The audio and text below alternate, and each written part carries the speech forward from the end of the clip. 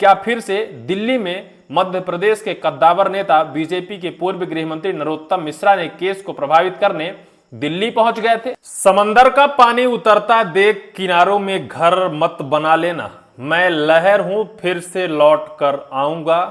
ये कुछ कहना था मध्य प्रदेश के पूर्व गृह मंत्री और शिवराज सरकार के कद्दावर नेता नरोत्तम मिश्रा का। तब से वो सीट चर्चाओं में है जब विधानसभा चुनाव 2023 में मध्य प्रदेश के पूर्व गृह मंत्री और बीजेपी का एक कद्दावर नेता हार का सामना करना पड़ा था। एक कांग्रेस के प्रत्याशी के सामने नरोत्तम मिश्रा को करारी हार का सामना करना पड़ा था। लेकिन एक बार फिर से मध्य प्रदेश की दतिया विधानसभा सीट चर्चाओं में है। चर्चाओं में होने की वजह यह है कि अब वो सीट एक बार फिर से खाली हो गई है। क्या उस विधानसभा सीट में उपचुनाव होंगे? क्या फिर से मध्य प्रदेश के पूर्व गृह मंत्री और कद्दावर नेता मध्य प्रदेश के मंत्रिमंडल में अपनी एक नई जगह बना सकेंगे? सवाल इस वजह से है कि दतिया विधानसभा क्षेत्र में कांग्रेस की तरफ से राजेंद्र भारती वर्तमान विधायक के ऊपर कई गंभीर आरोप लगाकर एमपी एमएलए कोर्ट ने 3 साल की उन्हें सजा सुनाई है। और जिन्हें 3 साल की सजा सुनाई जाती है, 2 साल से ज्यादा सजा सुनाने पर उनका विधानसभा की सदस्यता ऑटोमेटिक ही रद्द हो जाती है। अब उन्हें सजा सुनाई जा चुकी है, उन्हें अब सजा हो चुकी है। यह बात और है कि उन्हें एमपी एमएलए कोर्ट ने 50,000 रुपए के बॉन्ड पर फिर से जमानत दे दी है। 30 दिन का उन्हें वक्त दिया है और इन 30 दिनों के भीतर अगर वो हाई कोर्ट में जाकर स्टे ले आते हैं तो फिर उन्हें जमानत मिली रहेगी या फिर उनकी सदस्यता बची रहेगी।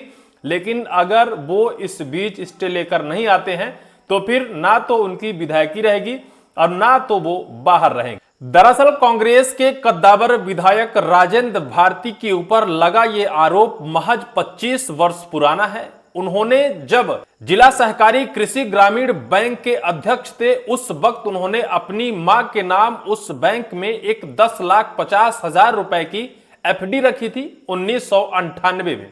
और फिर 2003 के बीच में शायद 13.5% तक हर साल वो ब्याज आहरित करते रहे, दस्तावेज में हेर फेर कर, दस्तावेज अलट पलट कर, अपने रसूख का पावर का इस्तेमाल कर हर साल उस ब्याज की राशि को आहरित करते रहे। 420 का मुकदमा दर्ज हुआ, लेकिन इन्होंने हाई कोर्ट और सुप्रीम कोर्ट तक दौड़ लगाई।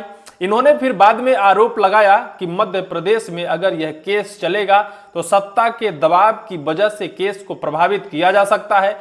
नरोत्तम मिश्रा के ऊपर भी इन्होंने गंभीर आरोप लगाए कि अगर मध्य प्रदेश के किसी भी कोर्ट में यह केस चलेगा तो नरोत्तम मिश्रा उस केस को प्रभावित कर सकते हैं। फिर इसे Delhi MP MLA court transfer किया गया। बीते कल एमपी एमएलए कोर्ट दिल्ली ने उन्हें सजा सुनाई, उनके उस केस की पुष्टि हुई और आज एमपी एमएलए कोर्ट ने उन्हें 3 साल की सजा सुना दी। और जब 3 साल की सजा सुना दी तो चारों तरफ राजनीतिक गलियारों में चर्चा तेज हो गई कि क्या नरोत्तम मिश्रा के ऊपर डबरा नवाग्रह प्राण प्रतिष्ठा की तो उन्होंने ग्रहों की दशा ठीक हो गई? क्या नरोत्तम मिश्रा के ग्रहों की दशा अब उनके अनुरूप चलने लगी है? क्या वो फिर से मध्य प्रदेश के दतिया विधानसभा सीट से एक बार विधायक बनेंगे और विधायक बनकर मध्य प्रदेश मोहन सरकार के कैबिनेट में अपना हिस्सा बनाएंगे, वहां अपनी पैठ बनाएंगे?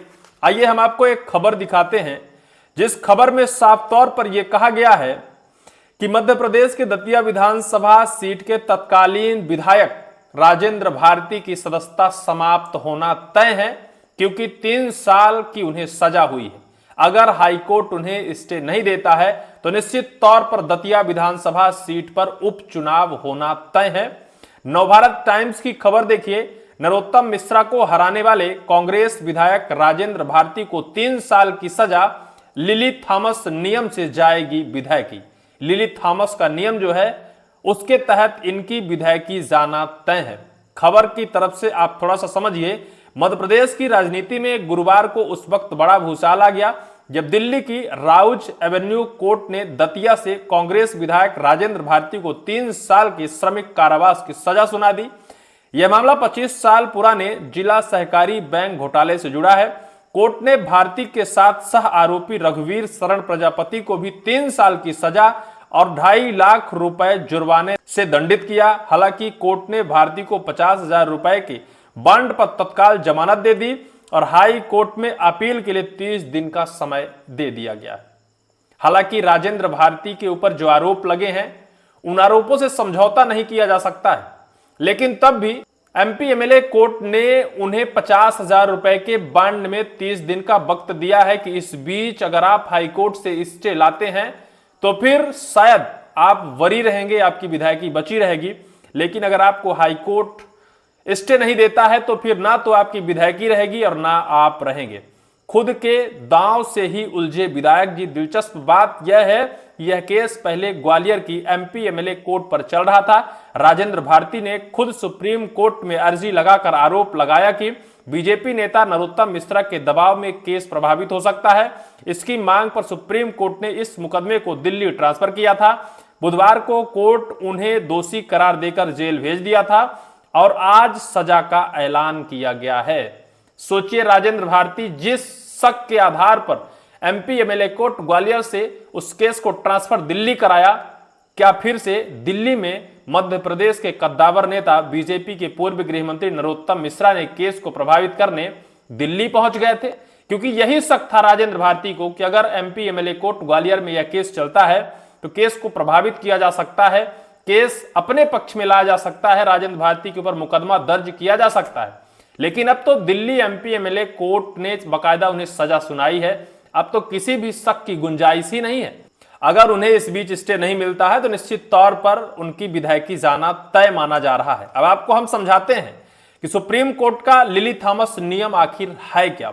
कानूनी जानकारों के मुताबिक सुप्रीम कोर्ट के नियम के अनुसार यदि किसी विधायक को 2 साल या उससे अधिक की सजा होती है तो उसकी सदस्यता तत्काल प्रभाव से रद्द मानी जा सकती है। राजेंद्र भारती को 3 साल की सजा मिली है। इसका मतलब है कि उनकी विधानसभा सदस्यता अब गंभीर खतरा मंडरा रहा है। यदि 30 दिनों के भीतर हाईकोर्ट से सजा पर स्टे नहीं मिलता तो दतिया सीट खाली घोषित की जा सकती है। यह पूरी खबर है। अगर दतिया सीट खाली होती है तो समंदर का पानी उतरता देख किनारों पर घर नहीं बना लेना नरोत्तम मिश्रा का वो शायर एक बार फिर से चरितार्थ होगा। क्या नरोत्तम मिश्रा का डबरा में नवग्रह प्राण प्रतिष्ठा से उनके विपरीत रहे ग्रहों का दिशा सही हो गया है? क्या उनके पक्ष में सभी ग्रह काम करने लगे हैं? क्या वो फिर से मध्य प्रदेश के दतिया से विधायक होंगे? क्या वो फिर से मोहन सरकार में एक बार अपनी जगह बनाएंगे? क्या वो फिर से मध्य प्रदेश की मोहन सरकार में मंत्रिमंडल में शामिल होंगे? बड़ा सवाल रहेगा। इस पूरी वीडियो को लेकर आपकी क्या राय होगी? कमेंट सेक्शन पर कमेंट जरूर करिएगा।